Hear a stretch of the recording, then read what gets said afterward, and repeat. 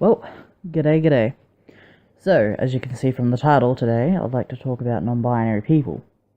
Now, just as a disclaimer, I'm nothing but a person. I make mistakes and fumble through life just like anybody else. So, if you disagree, you can go to my new complaint box, my comments section.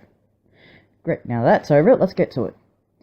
My biggest problem with non-binary people is what makes a person non-binary, and usually whenever I ask, it's rebutted with, it's how a person feels.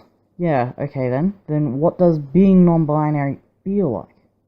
For example, when you compare a transgender person, it's a lot easier to understand. It's a male/female that feels extreme discomfort with their respective genitalia and secondary sex characteristics. It's a feeling that is quite clear-cut and explainable. And it's something that has also been backed up by science in several cultures by now. Speaking of cultures, there's one culture, I assume Samoa, that SJWs like to refer to, because there's a third gender in it, and therefore there's a real-life evidence that non-binary people exist.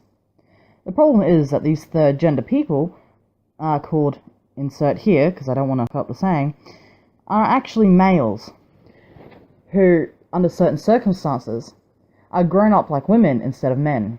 Whether it's because of a lack of helpers in the house or by choice, it doesn't change the fact that, practically, they are, in our Western culture, considered to be transgender women. So I guess, in all, my question stays the same. How is it to feel non-binary? Like, do you feel discomfort with your body? And if it's not disliking the look of your body, what sort of genitals do you prefer? I've tried to search up what mental problems, like dysphoria, may affect non-binary people, but all I found was problems with non-binary people not being accepted by society, people not using they, them, theirs, etc. There was only one reason I found to be a non-binary person, as non-binary people like to be recognized as, well, a person, rather than just a gender, in which that I can understand. You know, the want to not be whittled down into boxes or stereotypes. But on the other hand, why do you care? If somebody wants to whittle you down to a box like a generic white girl, just don't listen to them. You know, they don't control your life. You can still be you, and while having a gender. Well, anyway, those are all the points of why I don't understand non-binary people. It's very muchly patched together, but I hope I got the point across. Oh, and before you go, I'd like to extend a hand to you.